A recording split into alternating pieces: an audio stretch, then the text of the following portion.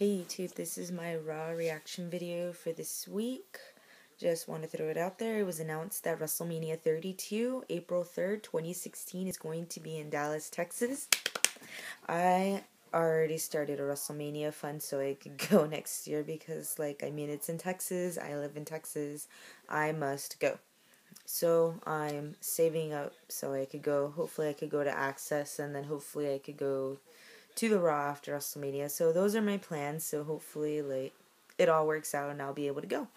So I was able to watch Raw finally. So here is my summary and a bit of my opinion on what I thought was going on. So the opening segment. So Brock and Paul Heyman come out to open up Raw. So Brock demands for Seth Rollins to come out and fight him. So Triple H runs out and he was just like, "Oh no, calm down, Brock." And Brock was already ready to fight. He was just like, "Are you here to fix this or are you going to fight?" So Stephanie runs out and she was just like, "Hey, we need to settle this like businessmen." But then Seth comes out on the screen and he starts mocking him. And then, of course, Brock gets more mad. Cena comes out and he starts yelling what he's going to do at the Rumble. Like, "I'm going to do this and win and blah, blah, blah." And then Triple H is just like, "Enough of all this. Cena, you have a chance to win a match, and if you do win this match, you could get Ziggler, Rowan's, and Ryback's contract back. He'll rehire them. But if he loses, Cena gets away from the main event at the Royal Rumble, so then he would not be able to compete if he loses this match. So the WWE Universe gets to decide whether or not John Cena should risk his title shot. So guess what? He does. Everybody votes yes. He should risk it. But, it's only right. He should get everybody's job back. Well, not everybody's job back. Dolph Ziggler, Erick Rowan, and Ryback's job back. Because he did have them, turn on the authority and rebel and all that. So, I wouldn't want to see John Cena in the main event anyway. But he has to be in the main event because that's just, it is what it is. Okay. Match number 1. Daniel Bryan versus Bray Wyatt. So, Daniel Bryan and Bray Wyatt have a really good match. They go back and forth. It was very competitive. It was very, yes. And I was surprised that the announcers actually brought up their previous feud, not last year, but the year before. Eventually, Bray Wyatt hits the Sister Abigail, and he wins. Kane ends up attacking Daniel Bryan after the match, so he just manhandles him, gives him a choke slam, and everyone was just like, "Oh no, Daniel." Okay, next up is the Legends panel. The Legends panel contains Hulk Hogan, Ric Flair, and Shawn Michaels. So they all come out to the ring, and each of them reflected on winning the Royal Rumble match, way back when. And they also mentioned, what winning the Royal Rumble did to their career. So they were each asked, who do you think is going to win the Royal Rumble? So up first is Hulk Hogan. Well, no, not Hulk Hogan. Shawn Michaels. Shawn Michaels was the first one to answer, and he said Bray Wyatt was going to win. Then Hulk Hogan chose Daniel Bryan. Then Ric Flair chose Dean Ambrose. So the Big Show interrupts them, and then he just talks all this crap about them, saying that they're old and washed up, and Ric Flair comes at him, and then he just gets a KO punch by the Big Show. Roman Reigns comes out, and then he starts a scuffle with the Big Show, and then he ends up throwing Big Show out of the ring. So that segment ends. Match number 2, Bad News Barrett versus Dean Ambrose. This was not for the Intercontinental title. It was just a random match. So Dean nails this amazing DDT for the win. It was nice seeing Dean win for a change. Also, this was a match that I have not seen 10 million times. Thank you, WWE, for making a fresh change. I finally get to see Bad News Barrett and Dean Ambrose go at it for once. Hopefully, we could see more matches from them. Hopefully, not too much, too many matches. I'm tired of seeing, the same match over and over. But this was a nice change. It was great. Match number 3, The New Day versus Tyson Kidd and Cesaro. I didn't really pay attention to this. I just know that Kofi rolls up Cesaro for the win. Does anybody know why Adam Rose is involved with this? How is he even involved? There's so much, questions. I have so many questions.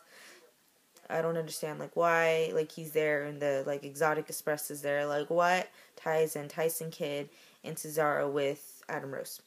I don't know. But anyway. Next segment is the NWO reunion. So X-Pac, Scott Hall, and Kevin Nash, they all come out to the ring and they just talked about their NWO legacy. And they also plugged, like, the WWE network. They get interrupted by the Ascension.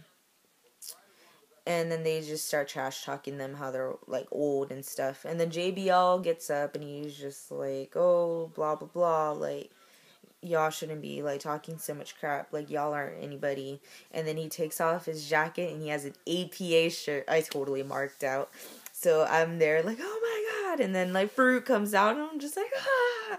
So, then after that, the New Age Outlaws come out, and then they all just kind of manhandled the Ascension, which was cool seeing, but, like, I mean, the Ascension have been beating up jobbers for the past 3 weeks. They've been making them look like they're, like, this unstoppable tag team, and then they get beat up by, like, really old guys. I don't know what the deal is, like, why are you gonna have them, like, go up high, and then just shove them down? Have them, like, not irrelevant, but just, like, get them beat down by a bunch of old guys. Like, why would you do that to, like, an ascending tag team? Oh, well, I'm not part of creative. Match number 4 is a Divas match. Summer Rae with Alicia Fox versus Paige with Natalya. So, basically, Paige locks in her submission hold on Alicia Fox. Alicia taps out, and so Paige and Natalya win. Match number 5. R-Truth versus Rusev. Did I really want to see that? No. Rusev, like, kicks the crap out of R-Truth. Then he puts him in, like, his submission. And then, of course, R-Truth taps out. That was a complete squash match. A complete waste of time. Why are you going to have Rusev against R-Truth when R-Truth isn't even relevant? Oh, well. Match number 6. Another match that I did not want to see. Jey Uso versus The Miz. So Jey Uso gets the win by, like, getting the splash off the top rope. So yeah, I'm totally over their feud. Also, like, he's not even talking to Naomi anymore, like, you know, like, whatever. Main event, John Cena versus Rollins, Kane, and The Big Show. So, of course, the WWE Universe, like, picked, oh yeah, John Cena should totally, like, risk his title shot.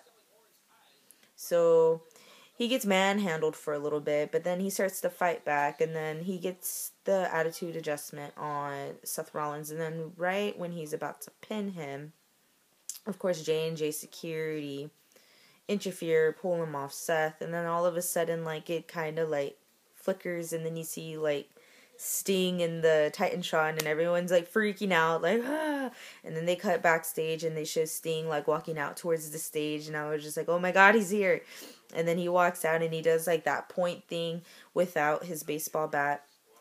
Like, I thought it was kind of weird that he didn't have his baseball bat. Like, he should have his baseball bat just for, like, memories and, like, nostalgia, but, oh well, like, it's 2015. I guess they wanted to get away with that. Oh, and also it's PG.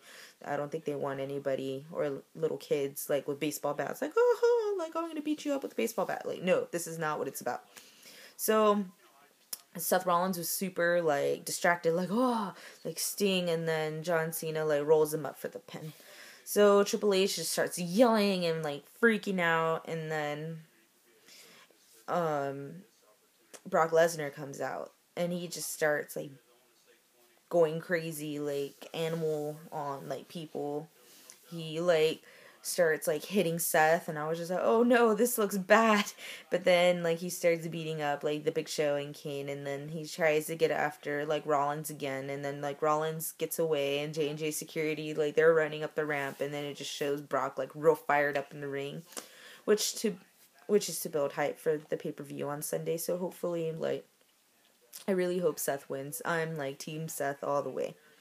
So that is my Raw reaction for Monday. I will have a, like, Royal Rumble prediction video later on in the week. Maybe, like, on Friday or on Thursday. Just depending on how I feel. Depending, like, if I have time to make said video. If anything, this video will happen, like, Saturday. Or even, like, Sunday right before the pay-per-view. I'll do, like, a predictions video. For sure, for sure. Okay, so I hope everyone enjoys their week. So see y'all later.